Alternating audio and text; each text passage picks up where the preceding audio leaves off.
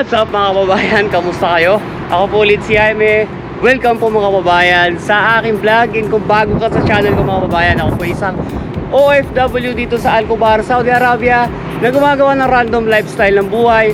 OFW na nagtatrabaho dito sa Saudi, and nagpapasingit-singit tayo ng mga travel vlogs mga kababayan. So yun, yung video natin ngayon mga kababayan, ulit, andito ako sa tuktok ng company ng aking tinatrabahoan. So ngayon mga kababayan, January 18, 2022, 6:59, mag-aalas 7 ng umaga mga kababayan. Gusto ko lang ipakita sa inyo mga kababayan ngayon na dito ngayon sa Saudi, tingnan nyo yung panahon, yung dagat, tingnan nyo yung kalangitan.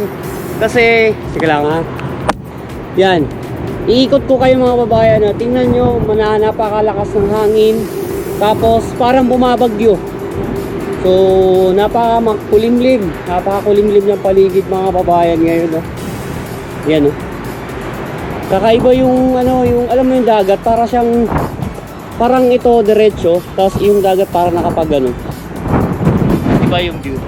Ayan, napakalakas ng hangin mga kababayan, no? Tapos maambon siya, makulimlim. Parang yung vibes niya parang sa Pilipinas, parang may bagyo. Ganon yung vibes. Tingnan mo, ang dilim ko, no? Ang dilim niya, diba? So yun mga kababayan, kasi ito talaga lagi ko naman sinasabi dito sa channel ko, na mostly kasi sa atin dyan sa Pilipinas, pag sinabing Saudi, ang iniisip agad natin napakainit na lugar. Napakainit, puro siya disyerto. May mga part, oo, pero meron ding season na taglamig, meron ding tag-init. Pag tag-init dito mga kabayan, sobrang init talaga, as in. Talagang ramdam mo, sobrang marami. Ilabis ko naman na sinabi dito sa vlog ready.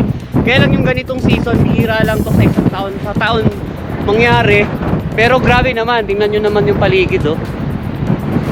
Grabe, tingnan mo doon, oh. Sobrang dilim. Tapos parang maulan na yan, yung bandang lugar na yan. Dito, maambon pa lang dito sa part kung saan ako naririto, sa Al-Khobar. Yan, mahangin at saka maambon. So grabe. Yung tsa ako, naiwan ko dun. Iwanan ko pala yung tsa ako dun. Tingnan mo, diba? Parang lang, no? Na lang ako. Tingnan mo yung langit, oh. Tingnan yung langit.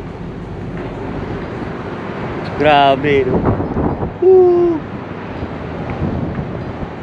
Alam mo dito, pag ganito, marami, lalo yung mga lokal, no? Pag ganito, yung iba natatakot sila pag ganitong parang mahangin, tapos makulimlim, dangerous daw, parang ganun tingin nila. Pero ako personally, parang sa akin pag ganito yung vibes, parang gustong gusto ko, kasi feeling ko nasa Pilipinas lang ako, wala ako sa Saudi. Di ba pag ganyan sa atin, ganito pag tagulan, yung makulimlim lang, tapos umuulan, tapos actually pag may bagyo nga, malakas yung hangin, yung umuulan din. Pero parang ang sarap lang sa bahay, yung nakadungaw ka lang sa bintana, na nakasilip ka lang, tapos umuulan ng ganun. Parang ganun eh. So parang natutuwa ako pag ganito. Hindi naman natutuwa na parang gusto mo mangyari yung laging ganun, eh, no? Parang may mangyari pa dun sa iba. Hindi naman. Kung natutuwa lang ako kasi yung vibes, bira lang naman sa isang taon to mangyari dun sa Pilipinas mga kabayan. So ayun na naman tayo, no? Ayun na naman ako, lagi pag ako, diwan, ikaw lagi nagbablog, lagi pa ulit-ulit.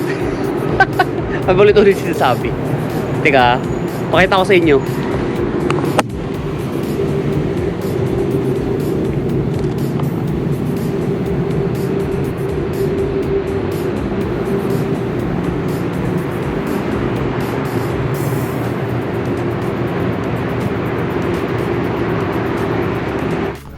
Yun. Teka lang. Ayusin ko lang, ha. Yun, mga kabayan, bumaba na ako kasi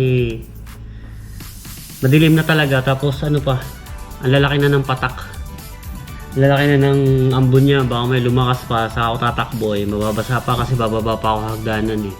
From rooftop to hagdanan papunta sa pintuan ng 8th floor. So baka may aksidente pa tayo. So bumaba na ako kasi malakas na rin yung hangin.